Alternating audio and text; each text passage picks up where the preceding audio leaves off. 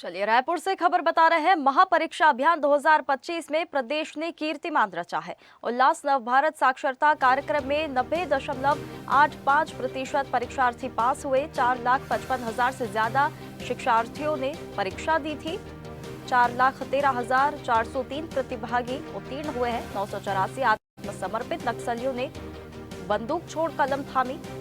जेलों के 795 बंदियों और 77 ट्रांसजेंडर शिक्षार्थियों की उल्लेखनीय भागीदारी रही। स्कूल शिक्षा मंत्री गजेंद्र यादव ने बधाई दी। मार्च अभियान में ज्यादा सहभागिता की अपील की गई है। इस खबर पर अधिक जानकारी के लिए हमारे साथ संवाददाता हिमांशु पटेल जुड़ गए हैं।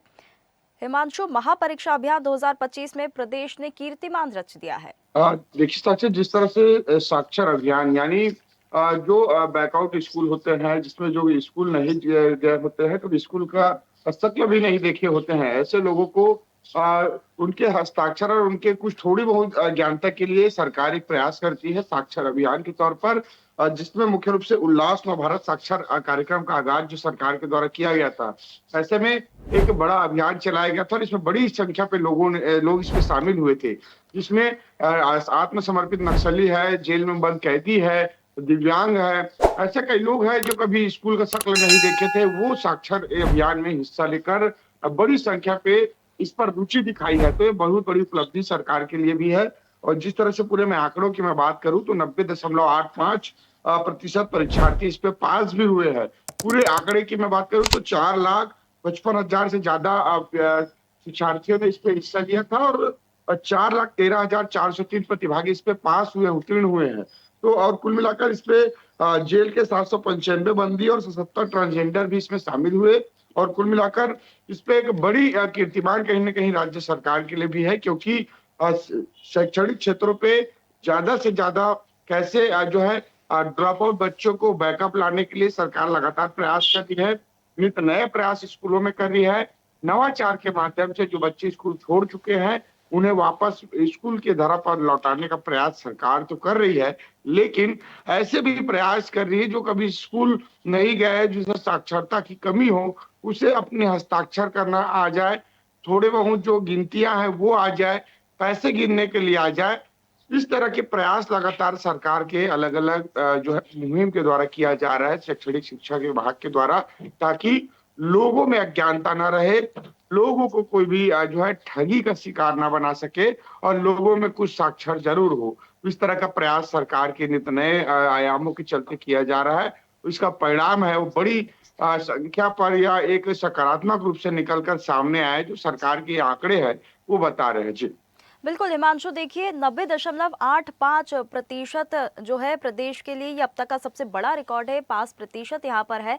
और इसमें अगर हम बात करें आत्मसमर्पित नक्सलियों की, तो 984 आत्मसमर्पित नक्सलियों ने बंदूक छोड़ कलम थाम ली है। तो ये भी माना जा सकता है कि छत्तीसगढ़ में जो पुनर्वास नीति है उसका भी साफ तौर पर यहाँ पर प्रभाव देखने के लिए मिल रहा है।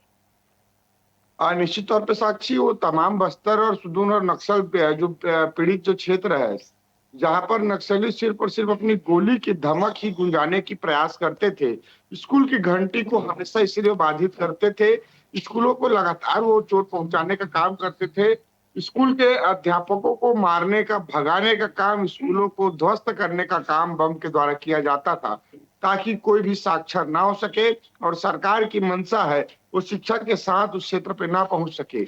और इसी प्रयास को अब सरकार ने तोड़ दिया है और उन नक्सलियों के मंसूबे पे कहीं न कहीं पानी फेर दिया है और सरकार हर वो कस्बे तक पहुंचकर स्कूल शिक्षा अभियान के तहत अब गांव-गांव में पहुंचकर, कस्बे-कस्बे में पहुंचकर सरकार शैक्षणिक स्तर को बढ़ाने का प्रयास कर रही है, बंद स्कूलों को खोलने का प्रयास कर रही है।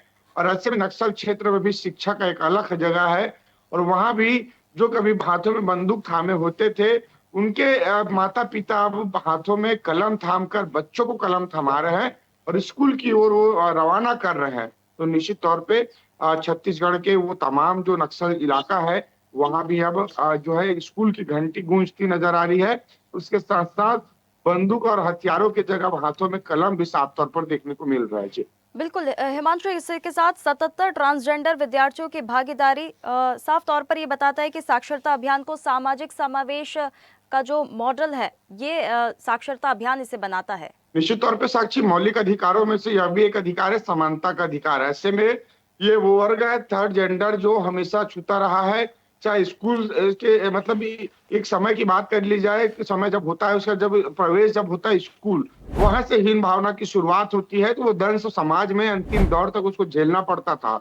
लेकिन अब सरकार ने समानता के अधिकार को बराबर अधिकार के रूप में माना है और उन्हें भी कंधे से कंधे मिलाकर देखा है। हमने रायपुर में ही देखा है, पुलिस विभाग में पहली बार एक बड़ा उदाहरण एक तरह से देखने को मिला, जिसमें ट्रांसजेंडर को पुलिस भर्ती में संख्या मिली और 32 ऐसे ट्रांसजेंडर है जो रायपुर में भी पदस्थ है और रायपुर में बतौर कांस्टेबल के रूप में काम कर रहे हैं। तो निश्चित तौर पे वो विभाग को भी, वो वर्ग को भी सरकार ने छूने का प्रयास किया है कि उसे भी समानता का अधिकार मिले, उसे भी बराबर जीवन यापन करने का अधिकार मिले। तो इस तरह से नौकरी के साथ साथ शिक्षा के क्षेत्र में भी उन्हें भी प्राथमिकता दिया गया है, इसलिए एक बड़ी संख्या उनकी भी यहाँ पर दिखाई दे रही है। उन्हें भी स्कूल और कॉलेजों में पढ़ने के लिए दूर-दूर से उन्हें जो है नकारा जाता था, तो उन्हें भी एक संख्या, उन्हें भी एक दर्जा दिया गया है और उन्होंने भी एक बड़ी रुचि के साथ इस परीक्षा में, महाअभियान में शामिल होकर साक्षरता होने का प्रयास उन्होंने भी किया है। जी। बिल्कुल बिल्कुल हिमांशु, महापरीक्षा अभियान 2025 में वाकई में प्रदेश ने नए कीर्तिमान यहाँ पर रच दिए हैं।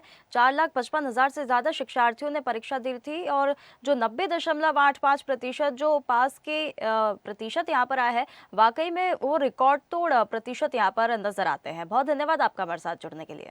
ताज़ा खबरों के लिए लाइक, फॉलो और यूट्यूब पर सब्सक्राइब कर बेल आइकन दबाएं। साथ ही हर अपडेट के लिए विजिट करें swedeshlive.com।